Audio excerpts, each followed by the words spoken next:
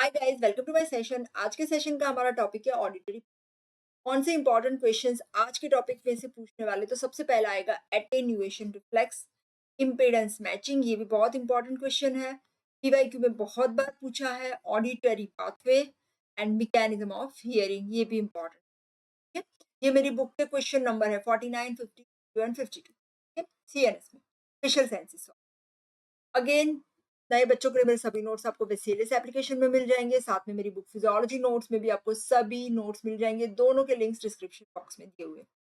अभी स्टार्ट करें हमारा ऑडिटरी पाथवे। तो ऑडिटरी पाथवे जो है, सबसे पहले हम कोई भी पाथवे की बात कर रहे हैं तो हम क्या बात करेंगे, रिसेप्टर, आफ्रेंट नर्व। ठीक है, तो सबसे पहले जो है रिसेप्टर्स, यहाँ पे ऑर्गन ऑफ कॉटी है जिसके अंदर हमारे हेयर सेल्स होते हैं जो है रिसेप्टर। और ये हेयर सेल से इसकी सेल बॉडी आएंगी स्पाइरल गैंग्लियन, है ना। तो ये spiral ganglion first order neuron हो गया जिसके अंदर सेल बॉडीज है, इसके फाइबर्स है डेंड्राइट्स एंड एक्सॉन। ठीक है, जो सेल बॉडीज हो गई स्पाइरल गैंग्लियन, और इसके फाइबर्स होते हैं 27,000 टू 30,000 फाइबर्स हर एक ऑडिटरी नर्व में। और इसी की वजह से क्या होता है, हमारे जो हेयर सेल्स थे ना, 3500 inner hair cells and about 20,000 outer hair cells. तो ये देखो, ये फाइबर्स ज्यादा हो गए इससे, तो there is no net convergence of the receptor. इसके ऊपर कन्वर्जेंस नहीं होगा 1 to 1।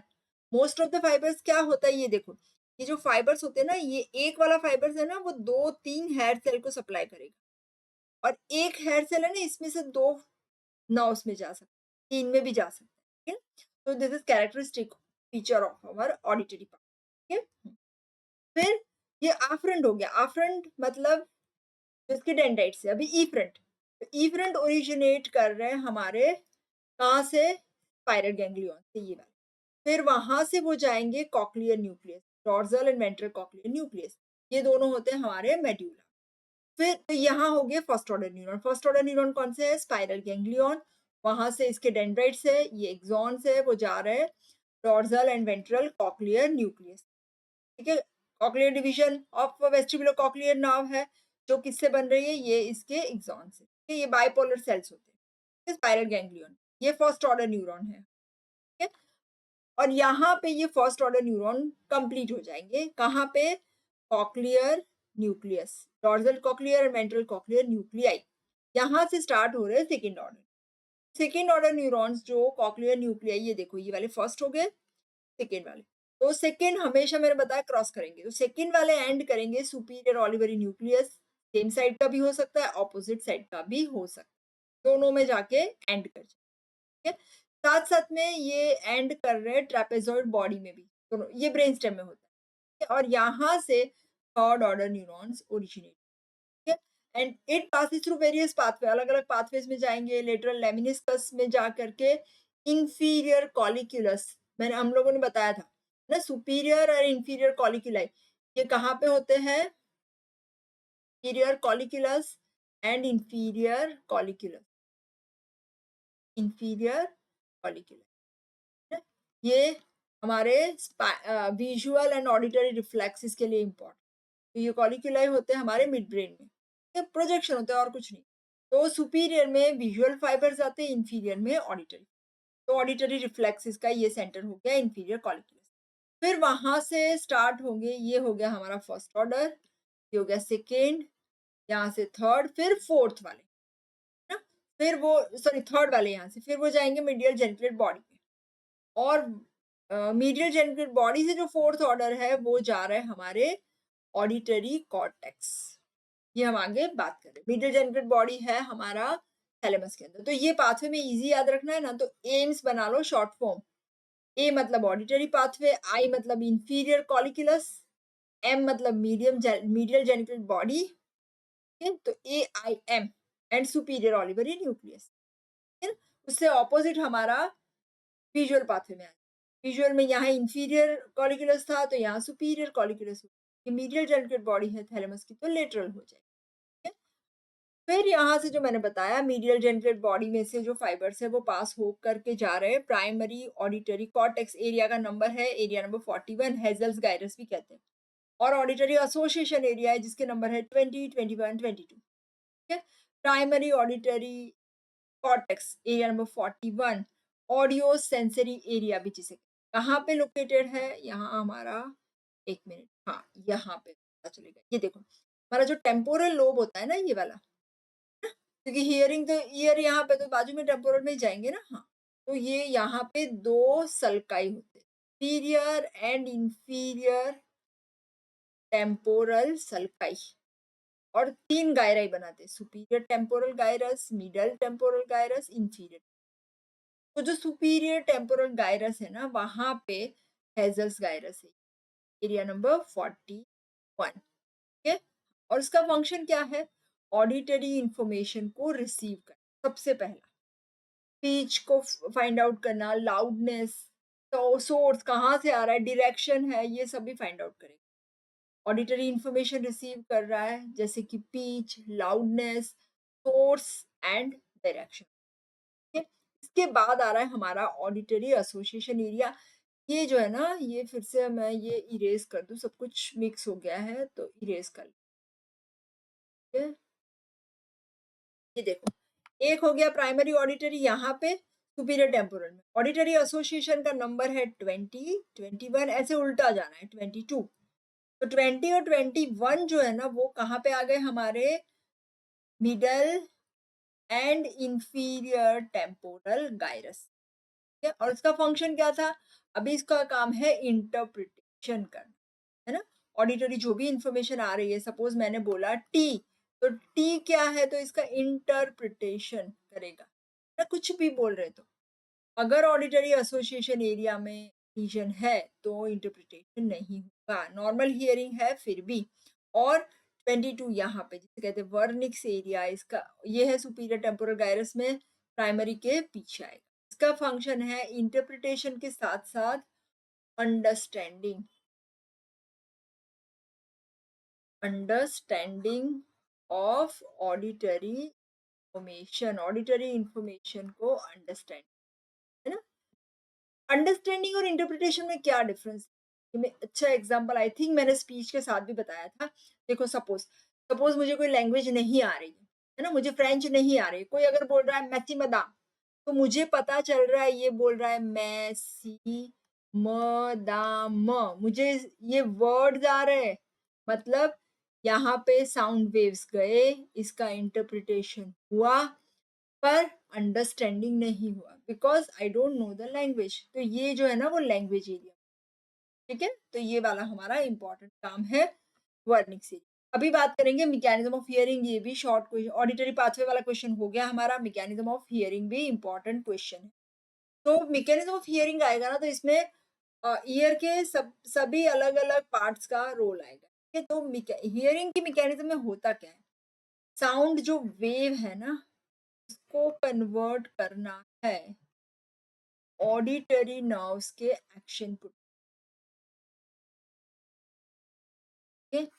ये कैसे होगा, ये मेन काम है, ठीक है। तो सबसे पहले का पहला काम आएगा हमारे पिन्ना का। पिन्ना क्या कर रहा है, कलेक्शन कर रहा है साउंड वेव्स, और लोकलाइजेशन करेगा, आगे से आ रहा है, पीछे से आ रहा है, इस साइड से आ रहा है, तो लोकलाइजेशन, ठीक है। फिर एक्सटर्नल ऑडिटरी मीएटर्स और कैनाल ट्रांसमिट करेंगे, साथ साथ में वैक्स भी है जो फॉरेन पार्टिकल्स को नहीं जाने देगा अंदर, ठीक है, ये प्रोटेक्टिव है। फिर मिडल ईयर में टिम्पैनिक मेम्ब्रेन, दोनों को सेपरेट करिए, एक्सटर्नल और मिडल ईयर। तो टिम्पैनिक मेम्ब्रेन का काम है, एक तो सबसे पहला वो साउंड वेव का जो प्रेशर है ना, उसको रिसीव करती है, पहला, ठीक है। सेकेंड, रेजोनेटर, मतलब वो खुद वाइब्रेट होगी। एंड थर्ड, साउंड वेव्स का वाइब्रेशन है वो रिड्यूस, ना बहुत ज्यादा लाउड साउंड है तो वाइब्रेशन डिक्रीज होंगे, बंद भी हो सकते हैं, तो ये इंपॉर्टेंट। साथ में है ईयर ऑसिकल। ईयर ऑसिकल्स हमारे लीवर सिस्टम की तरह काम करते हैं, जैसे हमें पूरा दरवाजा खोलना है ना, हमारे पास हैंडल नहीं है तो क्या होगा, बहुत ज्यादा जोर लगाना पड़ेगा, तो लीवर हैंडल की तरह काम, मतलब साउंड वेव पहले हमारी टिम्पैनिक मेम्ब्रेन पे आ रहा है इतने सारे एरिया के ऊपर, फिर वो जाएंगे छोटे से एरिया के ऊपर, तो मैग्निफिकेशन, इंटेंसिटी, है ना। हमें जितना भी जोर लगाना है हम हैंडल पे लगा देंगे तो पूरा खुल जाएगा, तो ये मैग्निफिकेशन हो रहा है 1.2 1.3 टाइम्स केरोसिकल। और जिस ये फंक्शन को कहते हैं इम्पीडेंस मैचिंग। इम्पीडेंस मैचिंग मतलब क्या है, ये देखो हमारा जो एक्सटर्नल और मिडल ईयर है ना, वो एयर फिल्ड कैविटी, और इनर ईयर है ना वो फ्लूइड फिल्ड कैविटी। तो जब भी एयर फील्ड में से फ्लूइड फील्ड में जाना होता है, बहुत ज़्यादा एनर्जी, है ना? तो वो जो है इम्पीडेंस का मतलब है ऑब्स्ट्रक्शन, ऑपोज़िशन। तो यहाँ पे जो इनर्शिया लगता है, इसे ओवरकम करना है, ये थोड़ा ऊपर जाना है ना? तो यहाँ पे हमें क्या करना पड़ेगा, थोड़ा-सा जो इम्पीडेंस है ना उसको मैच करना। मतलब जो साउंड वेव, जो प्रेशर टिम्पैनिक मेम्ब्रेन पे क्रिएट कर रहे हैं, उससे ज़्यादा प्रेशर हमारी ओवल विंडो पे पहुँचना चाहिए, है ना? तो टिम्पैनिक मेम्ब्रेन और ये जो ईयर ऑसिकल्स है ना, ये हमारा इम्पीडेंस घटाएँगे, है ना? हाँ, मैच करेंगे। तो ये देखो कैसे करेंगे। सबसे पहला ये देखो टिम्पैनिक मेम्ब्रेन पे जितना प्रेशर आ रहा है ना, इससे 17 टू 20 टाइम्स प्रेशर ज़्यादा आएगा ओवल विंडो पे। क्यों? तो सबसे पहला ये देखो हैंडल ऑफ मेलियस है यहाँ ना, वो लॉन्गर होता है, लॉन्ग प्रोसेस ऑफ इनकसिंग। ये बड़ा है ना, ये छोटे हैं, ठीक है? ठीक है? और तो लॉन्ग प्रोसेस ज़्यादा हो गया, तो यहाँ से जो फोर्स आया ना, ये ज़्यादा फोर्स। और दूसरा टिम्पैनिक मेम्ब्रेन का जो एरिया होता है ना, ये होता है अबाउट 5 मिलीमीटर का स्क्वायर। और जो फुट प्लेट है, इसका एरिया है हमारा 3.2 मिलीमीटर स्क्वायर। तो कितना बढ़ गया, 17 टाइम्स। ये 17 टाइम्स ज़्यादा हो गया, है ना? ओके, तो 17 टाइम्स तो वो बढ़ा, और ये जो रेशियो था लीवर का रेशियो पूरा, वो 1.3 है ना? ये जो मेलियस का हैंडल है और ये, ठीक है? तो ये 17 मल्टीप्लाइड बाय 1.3, मतलब ये जो प्रेशर बढ़ रहा है वो बढ़ रहा है अबाउट 20। यहाँ पे जो प्रेशर आएगा इससे 22 टाइम्स ज़्यादा प्रेशर हमारे ओवल विंडो पे पड़ेगा। तो इसे कहते हैं इम्पीडेंस मैचिंग। ये भी क्वेश्चन बहुत बार पूछते हैं। अभी इसके साथ एक और इम्पोर्टेंट, ये दोनों में बहुत मिक्सचर होता है। इम्पीडेंस मैचिंग एक है और दूसरा है एकॉस्टिक रिफ्लेक्स या टिम्पैनिक रिफ्लेक्स। अभी ये देखो, इम्पीडेंस मैचिंग मतलब रेजिस्टेंस को मैच करना, और टिम्पैनिक रिफ्लेक्स मतलब, एकॉस्टिक रिफ्लेक्स मतलब कि अ, अगर बहुत लाउड साउंड आ रहा है तो प्रोटेक्शन करना, है ना? तो लाउड साउंड में जो आएगा इसे कहते हैं टिम्पैनिक रिफ्लेक्स, क्योंकि बहुत लाउड साउंड है तो हमारे इनर ईयर को, ईयर ऑसिकल्स को, कॉक्लिया को डैमेज कर सकता है, ठीक है ना? तो जब लाउड साउंड होगा ना, तो जो रिफ्लेक्स आएगा वो है एकॉस्टिक। तब क्या हो रहा है, लाउड साउंड से होगा, ये जो टिम्पैनिक मेम्ब्रेन है ना, इसका टेंसनिंग। कौन टेंसनिंग करेगा? टेंसर टिम्पैनी, ये मसल था ना नेक ऑफ द मेलियस के साथ अटैच, है ना? तो ये वाइब्रेशन घटा देगा, किसका? टिम्पैनिक में। ये खींचेगा इसको, तो इसको टाइट करेगा। और साथ-साथ में ये जो स्टेपिडियस मसल है ना, वो जो है नेक ऑफ द स्टेपिस, मैंने बताया था मसल्स दोनों नेक के साथ ही अटैच है। जैसे मफलर होता है ना, हम लगाते हैं, तो ऐसे ही मसल है, ठीक है? तो जैसे ही नेक ऑफ मेलियस कॉन्ट्रैक्ट हुई, टिम्पैनिक मेम्ब्रेन टाइट हो, स्टेपिडियस कॉन्ट्रैक्ट होगा, तो ये स्टेपिस थोड़ा दूर हो जाएगा ओवल विंडो। तो जिसकी वजह से क्या होगा, ये पूरा जो है ना सिस्टम रिजिड बनेगा। तो ये जो साउंड वेव्स है ना, वो जाएंगे नहीं अंदर, वाइब्रेशन कम होगा, और इसका जो टाइम लगेगा, रिएक्शन टाइम है 4160 मिली सेकेंड्स। इतना टाइम इस रिफ्लेक्स को आने में लगता है, और इसीलिए अगर एकदम से बॉम्ब ब्लास्ट होता है तो डेफनेस आ सकती है। ये रिफ्लेक्स स्टार्ट नहीं हुआ, ये भी बहुत बार पूछते हैं। तो टिम्पैनिक रिफ्लेक्स का और इम्पोर्टेंस क्या होता है, एडवांटेज क्या होता है? सबसे पहला ये कॉक्लिया को प्रोटेक्ट करेगा, बहुत लाउड साउंड। फिर मास्क भी करेगा, जो लो फ्रीक्वेंसी वाली है ना, वो साउंड को मास्क कर, है ना? और हमारी जो नॉर्मल फ्रीक्वेंसी है ना, इसके ऊपर हम कंसंट्रेट करेंगे। नहीं तो क्या होगा, छोटी-छोटी फ्रीक्वेंसी भी जाके स्टिमुलेट करती रहती है, ऐसा नहीं होगा। और तीसरा कि जो इंटेंसिटी ऑफ साउंड्स है ना, तो हम च्यूइंग करते हैं, बोलते हैं, वो भी रिड्यूस, ठीक है? तो ये क्लिनिकल सिग्निफिकेंस मैंने बता दिया कि बॉम्ब ब्लास्ट होता है तो 40 सेकंड से कम टाइम मिलेगा, तो ये रिफ्लेक्स स्टार्ट नहीं। अभी इनर ईयर में क्या होता है, जैसे यहाँ से वाइब्रेशंस ओवल विंडो में गया, है ना? फिर ओवल विंडो का इनवर्ड मूवमेंट हुआ, ये जो फ्लूइड है ना वो मूव, इससे होता है रीजनर का मूव, है ना? पेरिलिम्फ है, यहाँ स्काला वेस्टिबुलाई, स्काला मीडिया, स्काला टिम्पैन, ठीक है? फिर ये प्रेशर वेव्स ट्रांसमिट होते रहते हैं, ठीक है? जाके फिर यहाँ पे भी जाएंगे, तो ये मूवमेंट करेगा बेसिलर मेम्ब्रेन, ठीक है? तो वाइब्रेशन होगा बेसिलर मेम्ब्रेन, और ये हमारी जो बेसिलर मेम्ब्रेन है ना, इसके ऊपर हमारे ऑर्गन ऑफ कॉर्टी, रॉड्स ऑफ कॉर्टी जो कल किया था, ये सब है, ठीक है ना? तो उसकी मूवमेंट होने वाली है। अभी क्या होता है कि बेसिलर मेम्ब्रेन का जो वाइब्रेशन है ना, वो कैसे होगा, जो हमने बता दिया ऐसे, सबसे पहले पेरिलिम्फ का होगा, फिर यहाँ हेलिकोट्रेमा होता है ना, तो वाइब्रेशन यहाँ तक भी, तो बेसिलर मेम्ब्रेन मूव, ठीक है?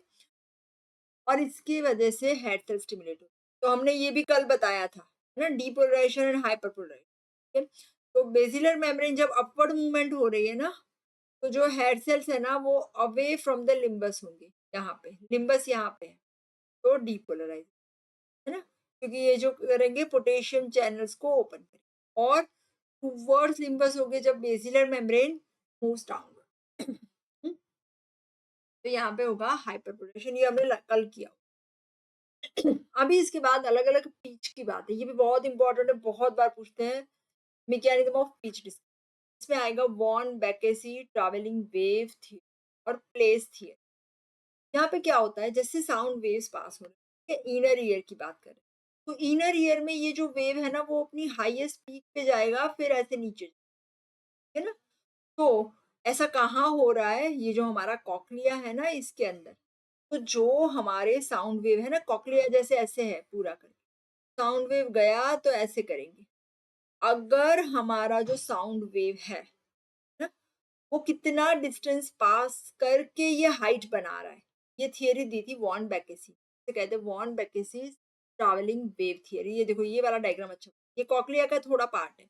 अगर मेरा साउंड हाई पिच है, तो ये शुरू में ही पीक पे पहुंच जाएगा। तो high pitch sound generate the wave that reach to maximum height near the base of the cochlea, यहाँ ओवल विंडो के बाजू में, ठीक है? तो बेस ऑफ कॉक्लिया कहाँ से स्टिमुलेट होंगे, high pitch sound, high frequency भी बोलते हैं। और अगर लो फ्रीक्वेंसी साउंड है, तो वो धीरे धीरे धीरे ऊपर, जो देखो जिसकी स्पीड फास्ट होती है ना, तो वो जल्दी पीक पे चला जाएगा, ये धीरे जा रहा है तो धीरे धीरे ऊपर जाएगा। तो यहाँ से इससे क्या बता सकते हैं कि जो बेस ऑफ कॉक्लिया है ना, वो किससे स्टिमुलेट होगा, हाई पिच साउंड, और अपेक्स होता है ना, वो लो पिच। ये इंपॉर्टेंट क्यों, कभी कभी जो डेफनेस होती है ना, तो कोई अगर कोई फैक्ट्री में काम कर रहा है, तो जिसको हाई पिच साउंड बहुत सुनाई देता है, तो उसको यहाँ वाले हेयर सेल्स है ना, वो डैमेज हो, और लो पिच ज्यादा है तो अपेक्स तरफ के जो हेयर सेल्स है वो डैमेज, ये इसकी अप्लाइड। तो ये पहला प्रिंसिपल हो गया वॉन बैकेसिस ट्रैवलिंग वेव थियरी, तीन थियोरीज है इसकी। फिर दूसरी है वॉलिस प्रिंसिपल। वॉलिस प्रिंसिपल में सेम ही बात बताई है, पर इसमें क्या बताया था, इसमें बताया है ऑक्टेव्स। ऑक्टेव्स का मतलब है जो फ्रीक्वेंसी होती है ना, उसका इंटरवल 8 का होता है हमेशा, 16 टू 32, या फिर 64 टू 128, या फिर 256 टू 512,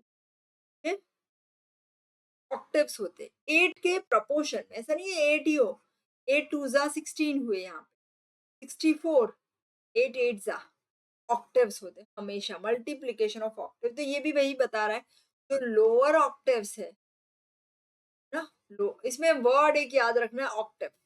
लोअर ऑक्टेव्स होते हैं ना, वो एपेक्स को स्टिमुलेट करते हैं, और हायर वाले होते हैं वो बेस को, ठीक है? ये वॉलिस प्रिंसिपल। और तीसरी है डुप्लेक्स थियरी। डुप्लेक्स में दोनों को मिला दिया है, वॉलिस प्रिंसिपल को भी मिला दिया है और वॉन बैकेसी को मिला दिया। ये क्या बता रहा है कि जो प्लेस थियरी थी ना, प्लेस थियरी मतलब ये वॉन बैकेसी वाली, ये जो है ना, वो हमारी थी फ्रीक्वेंसी जो साउंड की होती है ना, it is responsible for discrimination of the sound frequencies more than 200 hertz.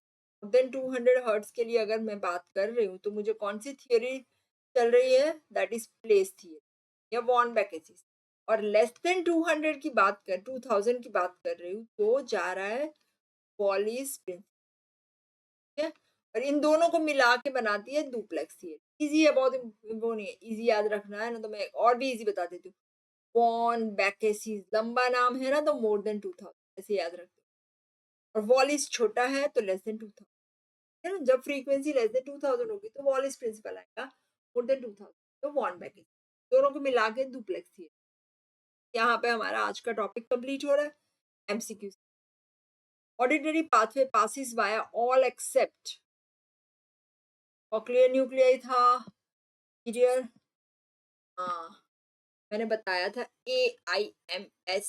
ए मतलब ऑडिटरी पाथवे, आई मतलब इंफीरियर कॉलिक्यूलस, यहाँ दिया है सुपीरियर तो नहीं आएगा, ट्रेपेजॉइड बॉडी में तो जाएगा, सुपीरियर ओलिवरी में भी जाएगा, ठीक है ना, तो आंसर आया superior कॉलिक्यूलस।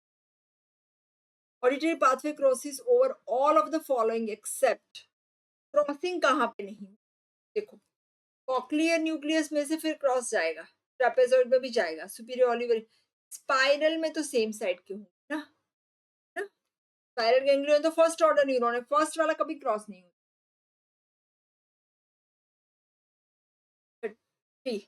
Final projection of auditory pathway, final projection कहाँ पे कर रहे हैं, primary auditory area, Heschl's gyrus area number 41, that is located in the superior temporal gyrus, ठीक है। Auditory cortex is essential for all except perception of information, तो perceive तो करने के लिए चाहिए, लाउडनेस भी पता चलेगा, पीच लाउडनेस, पीच डिस्क्रिमिनेशन, ठीक है। इक्विलिब्रियम, इक्विलिब्रियम का काम है ना हमारा सेरिबेलम भी करता है, सिर्फ ये नहीं ना, फ्लोक्यूलो नोडुलर लोब हमने किया था, तो ये नहीं आएगा। ऑडिटरी और वेस्टिबुलर दो डिवीजन होते हैं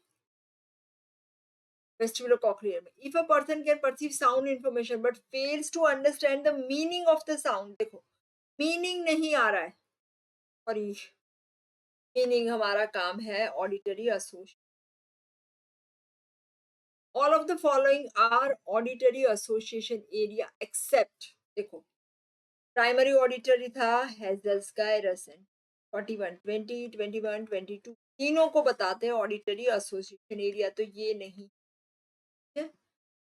7 all of the following are the function of tympanic membrane except, pressure receive कर रहा है, रेजोनेट कर रहा है ना, डिक्रीज भी कर रहा है साउंड वेव्स को। इम्पीडेंस मैचिंग अकेले टिम्पैनिक मेम्ब्रेन का काम नहीं है, इसके लिए हमें स्टेपीज भी चाहिए, ओवल विंडो भी चाहिए, ठीक है, ईयर ऑसिकल्स भी चाहिए। What tympanic reflex which of the following is not true, protective reflex होगा डेफिनेटली। 40 सेकेंड्स आफ्टर कंप्लीटेड 160, ये भी याद रखना है।